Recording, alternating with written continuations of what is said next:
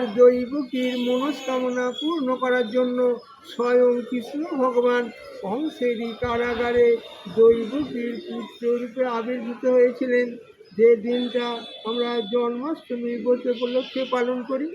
তাহলে সম্পর্কে মামা ভাগ্নে হলো, তথাপিও চিনতে না পেরে মেরে ফেলার চক্রান্ত করলে। তাই পরবর্তী জন্মে তুমি যবনের ঘরে জন্ম নেবে, অর্থাৎ মুসলিম পরিবারে জন্ম নেবে। সেই দাপর যুগের কংস মহারাজ কলিকালে ভাগবতের কথা অনুযায়ী চাঁদ কাজী হিসাবে জন্ম পেলেন।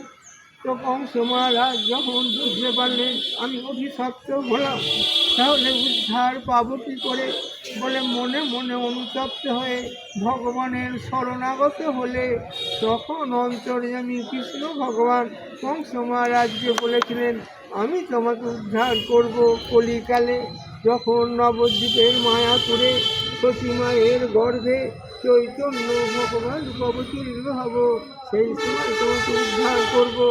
সেই চৈতন্য ভগবান চাঁদ কাজীকে হরি নাম মন্ত্র দিয়ে ভক্ত শিষ্য করে উদ্ধার করেছিলেন, আর আশীর্বাদ করে বলেছিলেন তুমি যবন হয়ে মুসলিম হয়ে আমার ভক্ত এবং শিষ্য হলে, তাই তোমার নাম যাতে জগতে অমর হয়ে থাকে তার ব্যবস্থা হিসাবে তোমার মৃত্যুর পর আমি নিজে হাতে মাটি দিয়ে সমাধি দেব।